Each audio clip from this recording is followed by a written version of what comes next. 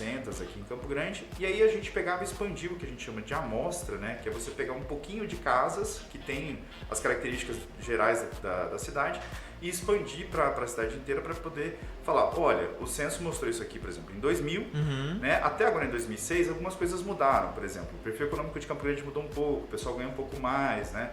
Para quando chegar em 2010 não ter uma discrepância muito grande, né? E aí a gente fazia isso na PNAD.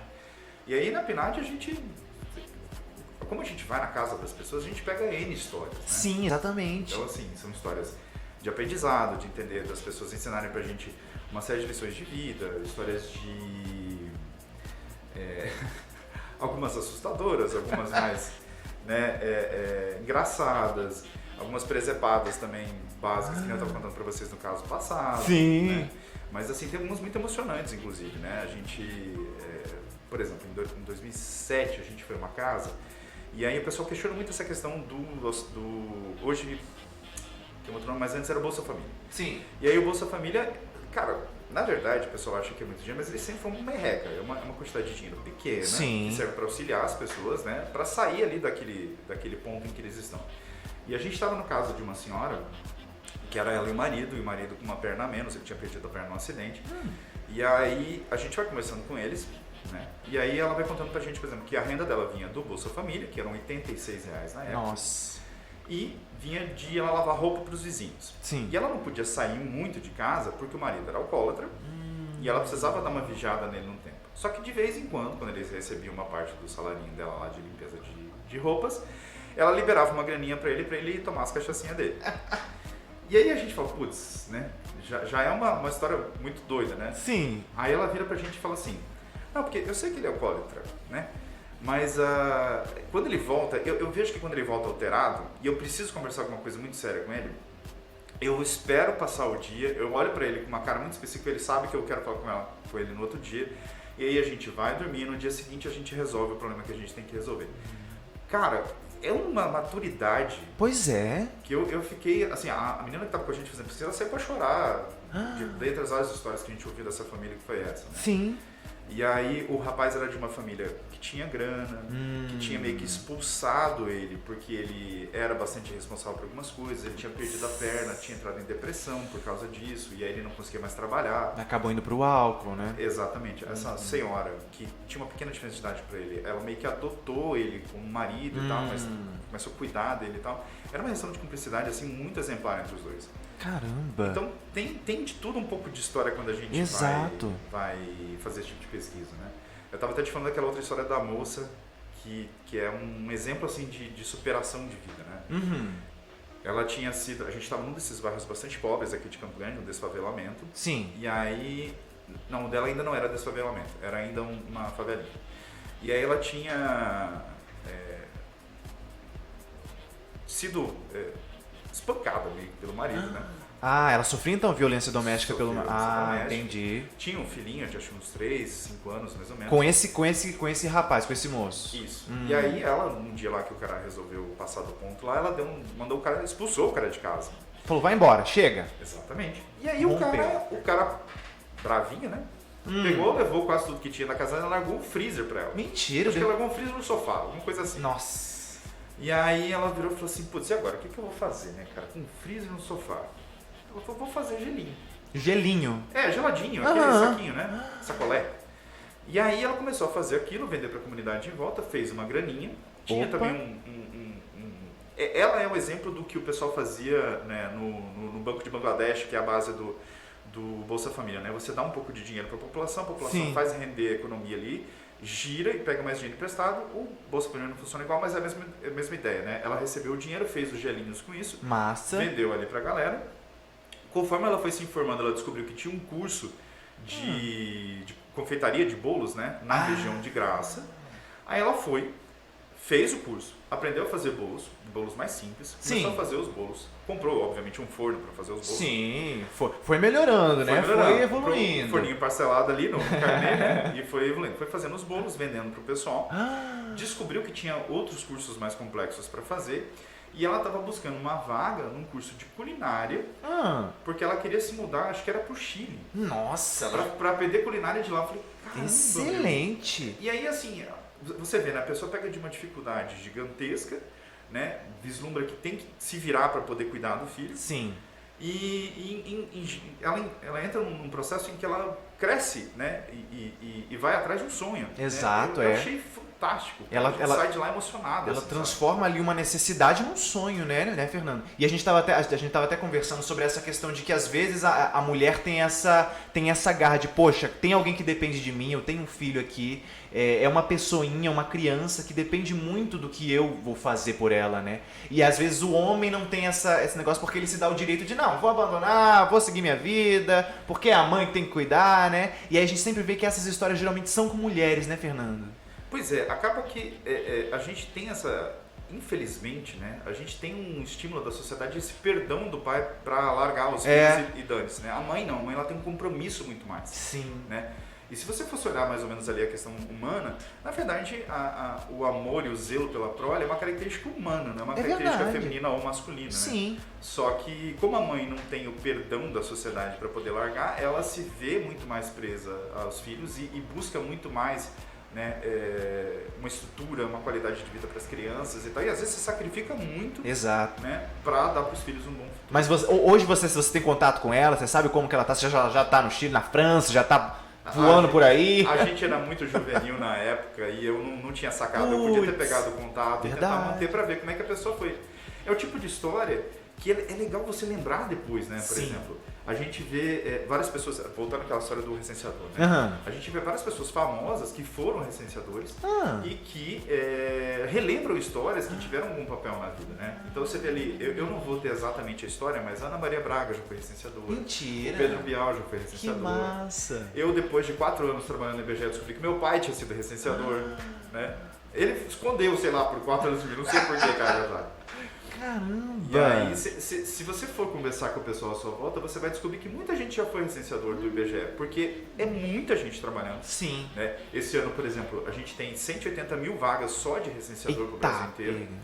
Aqui em Mato Grosso do Sul são 2.500, então assim, é bastante gente trabalhando. Sim. Então acaba que você vai acabar conhecendo alguém. É verdade, é verdade. E aí eu queria te perguntar exatamente sobre isso, Fernando, porque, por exemplo, você conhece muita gente, você vai vendo muitas histórias. Chegou algum momento assim, nessa trajetória, nessa sua jornada, que você falou, cara, isso é demais pra mim, isso aqui tá sendo muito pesado, ter que lidar com, às vezes, as histórias dessas pessoas, ou era uma coisa sempre tipo, não, eu quero ir porque eu acho muito interessante, eu quero conhecer as pessoas. Como que foi assim pra você essa jornada? Eu acho que às vezes o que cansa um pouco é quando você é meio maltratado pelas pessoas, mas isso é muito raro. Ah, acontece das pessoas serem grossas, Ah, entendi. Vez ou outra acontece, mas assim, o que as pessoas precisam ter consciência quando elas estão fazendo um trabalho como esse se você vai receber uma ofensa, na verdade, a pessoa que está ali tentando te ofender, ela não está ofendendo você. A birra dela é em relação ao órgão, é em relação ao governo, alguma coisa que está frustrada dela em relação à sociedade, alguma coisa. Sim. Então é como se fosse assim, você deixa passar e acertar o que está atrás. É verdade, né? Então acaba que, olha, é muito mais gostoso. Você tem muitas histórias, você tem muitas coisas divertidas, né? É que eu estava falando do Censo Agro, por exemplo. A gente passou por uma situação um tanto quanto inusitada no Censo Agro 2007. Para certas zonas rurais de Campo Grande, você tem que ter um carro muito bem preparado. Você tem que ter uma Toyota, uma caminhonete 4x4, alguma coisa do tipo. Sim. E em 2007, que foi o Censo Agro que eu fiz, o IBGE tinha uns carros meio velhinhos. Eram umas Toyotas 90 e poucos, por aí. E a gente foi para a zona sul aqui de Campo Grande, lá embaixo, perto de Ribas. E era um Arium desgraçado. Então tinha que ir com uma 4x4, não tinha jeito. Fomos com a Toyota. Aí, de repente, anoitecendo, aquele crepúsculo, lusco-fusco desgraçado, parou de acelerar a Toyota. Ai, meu Deus do céu. No meio do caminho. No escuro. No escuro. Por sorte, sei lá da onde que eu achei uma boa ideia, levar uma caixa de ferramentas e uma lanterna. A caixa de ferramentas era de bicicleta. E não ajudou muita coisa. Mas a lanterna ajudou. A gente esperou o motor dar uma esfriada, eu sentei em cima do motor e comecei a olhar o que tinha acontecido. E aí, assim, algumas coisas em mecânica antiga são muito simples. Era um cabinho de aço que puxava o acelerador, puxava uma alavanquinha quando eu pisava no acelerador. E ele não estava funcionando, a gente não entendia muito bem por quê, mas não estava funcionando. Mas a gente identificou onde é que era essa alavanca. Eu olhei pro meu colega, porque nessas situações é bom ir em dois, né? Sim. Você precisa de uma pessoa dirige, outra vai abrindo porteira e assim vai, senão você perde muito tempo. Muito. E aí eu olhei pro meu colega, a gente olhou um pro outro e falou assim, cara, pegar um arame. A gente amarrou um arame na borboletinha lá e fez um teste. Puxava, acelerava a Toyota. Opa! Beleza, a gente já sabe acelerar a Toyota. E agora, como é que a gente faz? Vamos tentar travar aqui acelerado. Não deu certo. Aí a gente teve que improvisar. Eu sentei no capô da Toyota. Meu Deus. Prendi os pés no para-choque. Ele ia lá dentro. Eu acelerava a Toyota de uma forma ridícula, como se eu estivesse puxando, sei lá, uma corda no meio das minhas pernas. E aí eu acelerava, ele ia dirigindo e trocando marcha. Cara, foi perigoso, mas não tinha muita jeito. A gente precisava sair do meio da estrada para chegar em algum lugar para ter pouso, né? A gente tinha já combinado com uma fazenda que a gente ia voltar lá. Sim. Não tinha comunicação fácil em 2007, não tinha sinal, não tinha nada lá. Então a gente tinha que realmente voltar, senão, sei lá, a pessoa ia buscar a gente. E aí, no final das contas, foi tão divertido que no meio do caminho ele falou, para. Eu falei, o que foi, cara? Aí ele falou assim, para que eu queria ir, muito mais legal. Vamos trocar, cara, vamos trocar de lugar, cara, adorei. Meu Deus, mas então tem muito perrengue, Fernando, meu Deus do céu. Ixi, tem muita história. O básico de zona rural é você atolar. Sim. E aí para atolar tem N situações em que você tem que sair dali. O pessoal mesmo no Pantanal, poxa, a gente precisa ir a todos os domicílios do país. Então a gente vai nas zonas nos cafundós mais longe possível. E isso inclui o Pantanal. Então tem certas situações em que o pessoal no mínimo vai de barco, mas tem lugares onde você consegue passar com uma caminhonete. Sim. Só que se você cometer um errinho no coricho, você fica.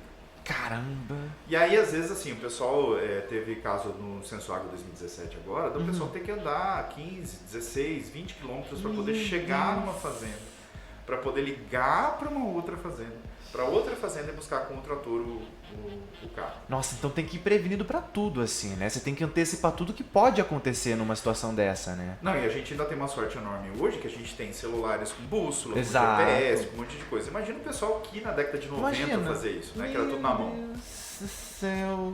É por isso que a gente tem um profundo respeito pelo pessoal mais antigo do IBGE, que tem um conhecimento assim. Foi quem foi incrível abrindo os caminhos, assim, né? Caramba. Bom, Fernando, daqui a pouquinho a gente vai conversar um pouco mais sobre esses assuntos, porque eu quero saber mais. Eu sei que tem mais histórias, eu sei que tem muito mais coisa que a gente tá curioso, viu? E a gente vai voltar daqui a pouquinho depois do intervalo, viu? Eu sou Yuri Tavares, este é o Fernando Galina, do IBGE. Daqui a pouquinho a gente volta com mais programa Os Fora da Curva. Fica com a gente! E aí, pessoal, eu sou Yuri Tavares, este é o programa Os Fora da Curva. Estou conversando aqui com o Fernando Galina. E é o seguinte, Fernando, vamos supor que eu queira entrar, eu queira fazer o concurso e tal. Que dica que você daria pra mim, assim, olha, Yuri, você vai precisar disso, vai com esse tipo de mentalidade, vai com esse tipo de ambição, enfim. Que dica você daria pra quem quer trabalhar com isso? Bom, eu vou te dar o exemplo do recenseador, né? O recenseador ele tem um conteúdo muito específico que ele tem que estudar que está disponível de graça, tanto no site do IBGE quanto no conhecimento.fgv, para você baixar uma apostila sobre trabalho ético do servidor público. Excelente. Sobre algumas características do trabalho do IBGE, né? Então, assim, a primeira coisa, estuda esse material que isso obviamente vai cair. Boa. Né?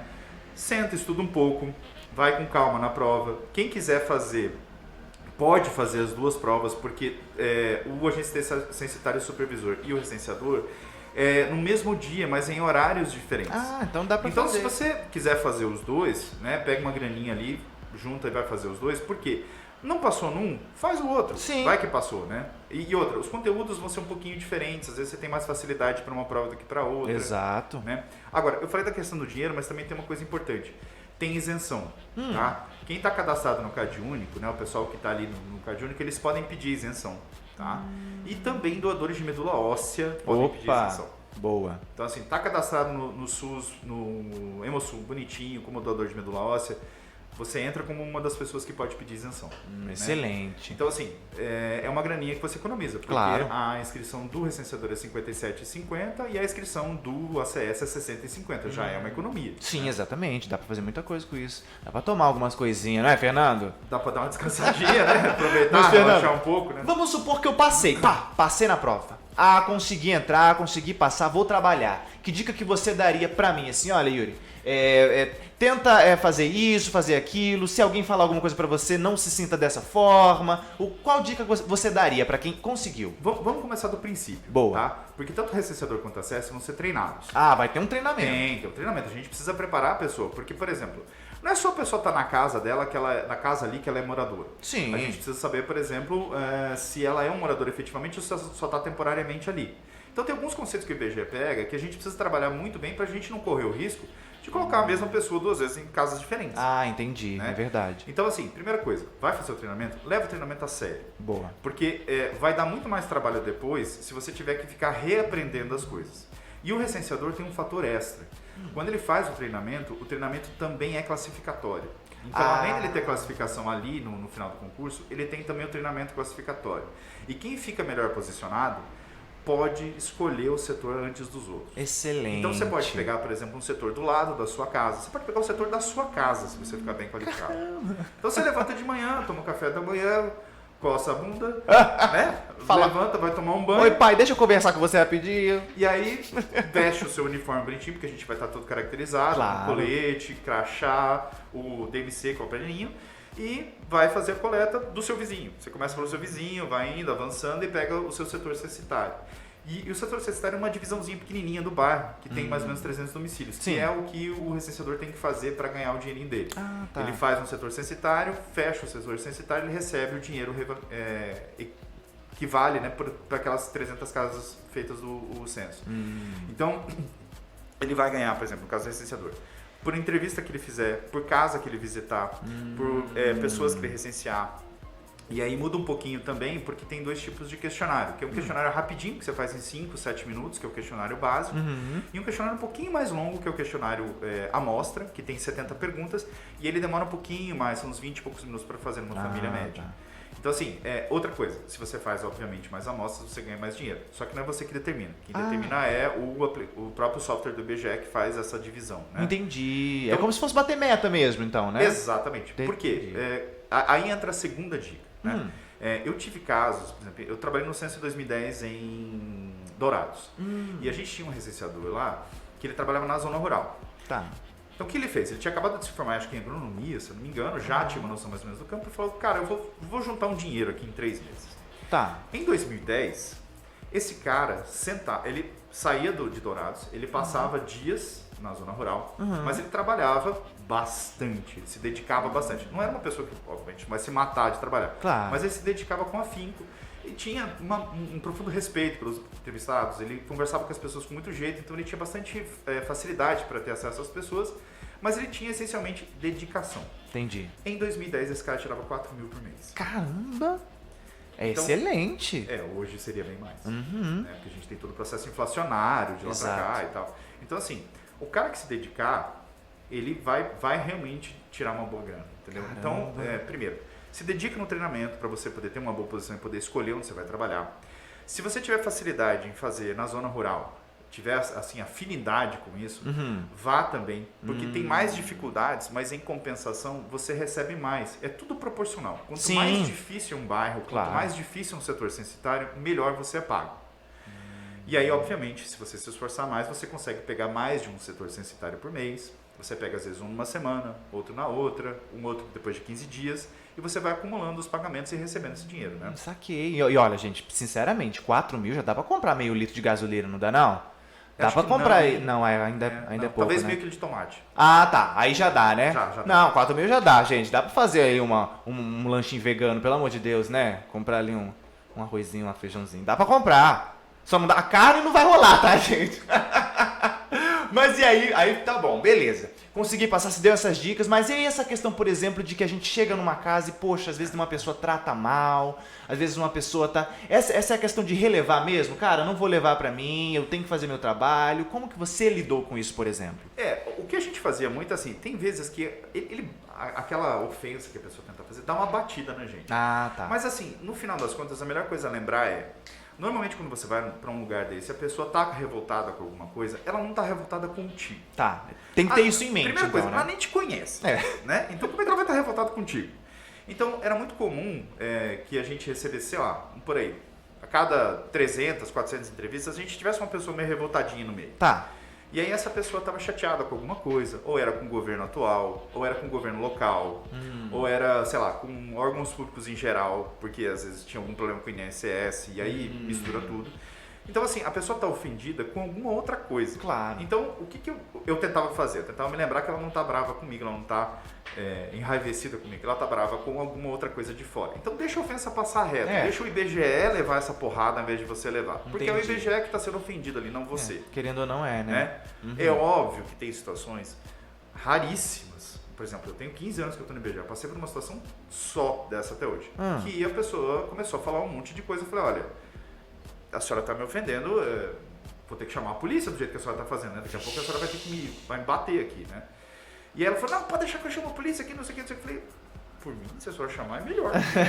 Porque, querendo ou não, o servidor público, ele tem...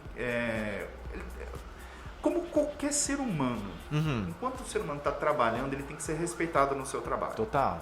Né? Então, assim, raríssimas exceções pode acontecer. Mesmo numa situação como essa, lembre-se sempre, a pessoa não está ofendendo você, a pessoa não quer agredir você. Ela tem alguma coisa interna que ela quer agredir o governo, ela quer agredir alguém, então deixa passar reto e acertar quem está ali excelente. Trás. E aí a gente está falando dessa parte que é uma parte que é a parte ruim assim do trabalho, né? Mas você me disse que é uma pequena parcela, né, da população que faz esse tipo de coisa, que fala esse tipo de coisa, enfim.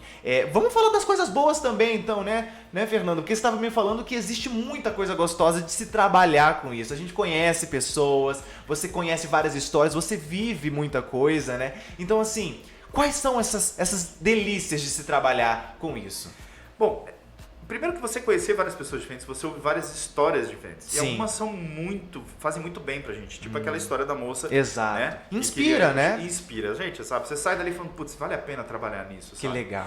Eu já tive várias lições sobre economia doméstica com pessoal que ganhava muito pouco dinheiro. Né? E bonitinho, juntava o dinheirinho todo mês para poder juntar, para poder pagar o IPTU à vista e ter desconto de 20%. Excelente. Né? Então, assim, ou o pessoal que vira e fala, olha, se você está endividado, a primeira coisa que você tem que fazer, corta seus cartões de crédito, se ajeita, depois você volta a ter alguma coisa. Sim. Né? Então, assim, fora que tem lugar que você vai que você ganha comida. Olha aí. Na zona rural, por exemplo, a gente naturalmente ganha fruta. Você tem fruta na propriedade, a pessoa oferece para você naturalmente. Tá caindo, tá desperdiçando manga, tá desperdiçando acerola. Vai ser muito legal. Né? Então, assim, tem uma recenseadora nossa, tava contando que ela foi fazer, acho que foi zona rural aqui de Campo Grande também. Ela voltou com um frango, uma penca de banana, uma sacola de manga e... Cara, o que mais que era? Acho que ela voltou com um pedaço de carne ainda, assim, tipo, eles tinham carneado a vaca e deram um pedaço pra ela, assim, naturalmente. É obrigatório? Não, mas claro. É divertido, né? Eu, enquanto fazia censo, ganhava almoço, a gente dormia nos lugares e ouvia as histórias mais engraçadas do possível, dos caras contando de fantasma, de OVNI. Eu amo, não vou mentir, eu adoro esse tipo de história. Quando os meus tios se juntam contando assim, é maravilhoso, né? Infelizmente eu nunca vi nenhuma aparição de OVNI nem nada, eu até queria, né? Poxa vida. Não rolou, eles Será? não querem pra eles, eu acho. Será que nenhum desses que você entrevistou não era um que veio ali do outro planetão, hein? Mas eu não tinha pensado nessa hipótese. A moça, ela conseguiu fazer do gelinho uma carreira no Chile. Olha aí. Pode ser que ela seja uma pessoa extraterrestre. Tá vendo, Fernando? Eu tô te abrindo os olhos agora, cara. Agora eu tô preocupado. Por isso você não tem mais contato com ela já voltou pro planeta Zorg. Exatamente. Ela já não tá nem na Terra já, ela veio pra inspirar você. É que nem o Michael Jackson, o Elvis, né? Eles voltaram pro planeta Vazaram. Minha filha, tá achando o quê? E, Fernando, a gente vai conversar um pouquinho mais no próximo bloco. Vai ser o último bloco, infelizmente, tá, pessoal? Todo mundo, tá, quero todo mundo ouvindo. Mas a gente vai conversar no último bloco e a gente vai falar um pouquinho mais sobre esse prazo que se encerra hoje, né? E como fazer de fato para entrar, beleza? Eu sou Yuri Tavares, eu estou aqui conversando com Fernando Galina, do IBGE. Este é o programa Os Fora da Curva e já a gente volta, hein? Tchau, tchau! Conversando com Fernando Galina. E é o seguinte, Fernando, você me disse que hoje é o último momento, o prazo termina hoje para poder se inscrever e fazer essa prova, é isso mesmo? Hoje a gente termina a inscrição às 3 da tarde, né? Você pode entrar no conhecimento.fgv.br e fazer a inscrição até às 3 da tarde, tá? Mas, sabendo que início do ano é complicado, tanto a FGV quanto o IBGE deram uma trégua e você pode pagar o boleto da inscrição até dia 16/2, para dar tempo de receber o salário de fevereiro. Entendi. Então excelente. Teve uma segurada desse tipo. Perfeito, né? Perfeito. E uma coisa que eu não falei ainda a gente tem vaga no estado inteiro, em todos os municípios. Tá, não é só em Campo Grande. Então. Exatamente. Ótimo, então, assim, essas 2.500 vagas, elas estão distribuídas em todas as cidades. Então, se você mora em Jaraguari, você pode fazer prova em Jaraguari. Se você mora em Aparecido do Taboado, você vai fazer prova em Aparecido do Taboado, né? O recenseador tem vaga em todas as cidades. Excelente. O ACM e o ACS, algumas pouquinhas cidades, acho que são 3, não tem. Mas ainda assim, né? A maioria tem. Sim. Né? E outra, se, por exemplo, alguém de Campo Grande quiser fazer no interior, em alguma outra cidade, tem como? Pode. Inclusive, ele pode fazer a prova em Campo Grande para outra cidade. Entendi. Excelente. Inclusive, de outra cidade para Campo Grande. É sempre assim, Mesma tem coisa, como? exatamente. Ótimo. Às vezes a pessoa em abril especificamente vai estar na casa da mãe aqui por algum motivo, ela pode marcar para fazer a prova aqui em Campo Grande, mas para trabalhar lá em agosto em Jaraguari, em Paranaíba. Entendi. Excelente. Então tem muita coisa para fazer. Então, ó, gente, essa é a dica, tá? Já se inscreve se você pensa em fazer um concurso público e tal. Pega essa oportunidade, porque, gente, se na época já tava 4.000, né? Fazendo as coisas no âmbito rural e tal, imagina hoje em dia, gente, é uma ótima oportunidade, viu? Principalmente pra você que às vezes, cara, não sei qual faculdade fazer, às vezes tá meio perdido na vida, faz um concurso que às vezes você pode se encontrar na sua área, tá certo? Fernando, eu queria muito agradecer a sua... Queria falar mais alguma coisa? Tem redes sociais? Tem alguma coisa que você gostaria de divulgar? Eu não tenho nenhuma rede social, eu recuso. Nem TikTok? Não, nem Não faz nem dancinha, Fernando? Como assim? Só em casa, sozinho. Dentro do chuveiro. Mas eu só esqueci de falar o seguinte, na verdade, essas todas as funções são funções temporárias. Ah, né? sim. Então a gente não tem ainda nenhum concurso permanente para o IBGE, a gente sempre busca ter, mas infelizmente não libera. Mas é uma oportunidade para quem, que nem você falou, às vezes a pessoa não está fazendo nada, quer ganhar uma graninha extra, claro. Ou a pessoa está numa situação mais apertada, quer pegar uma renda extra, ou é um estudante, porque por causa da flexibilidade de horários, por exemplo, no caso dos licenciadores, ele pode estudar de manhã, trabalhar à tarde, ele pode estudar à noite, trabalhar de manhã, ele pode trabalhar em final de semana e fazer render. Excelente. Então assim, é muito bom para quem também pega o primeiro emprego.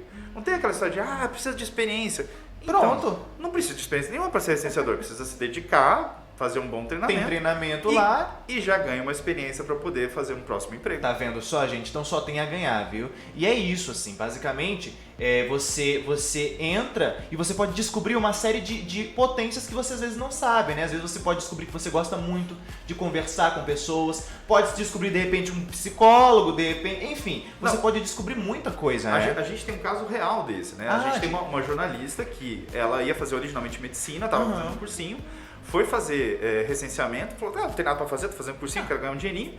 No processo em que ela foi fazer o censo, ela descobriu que esse trato com as pessoas, essa conversa com as pessoas, era na verdade a afinidade real dela, desistiu da medicina e foi fazer jornalismo. Tá vendo? É isso, gente. É uma boa oportunidade para você descobrir, porque às vezes tem essa questão de você descobrir uma potência sua, mas às vezes pode se descobrir algo que você realmente não gosta, né? Às vezes pode falar, putz, não é pra mim, não, às vezes você tá querendo fazer uma área que vai pra esse âmbito, assim, você fala, putz, talvez eu tenha que repensar e pensar em outra coisa, enfim, é sempre uma grande oportunidade, não só financeira, como, enfim, de vida, viu, gente? Pega essa dica, viu? Fernando, mais alguma coisa? Não, gente, muito obrigado. Nenhuma rede social, poxa, Fernando. Olha, vocês podem buscar o @IBGE oficial, né? Que o IBGE tem essa as divulgação. redes, né? Tem também o IBGE no Facebook. Ótimo. Né? E ali dentro você tem bastante informações, inclusive, não só sobre os concursos, mas sobre aquelas publicações que eu falei. O IBGE tem 72 pesquisas. É verdade. Então a gente vê inflação, a gente vê o mercado de trabalho, a gente vê as indústrias, a gente vê o comércio, serviços, Sim. a gente vê todo o meio rural, produção de couro, produção de ovos, produção de leite. É enorme a gama de coisas que a gente pode fazer. Exatamente aí, pessoal. E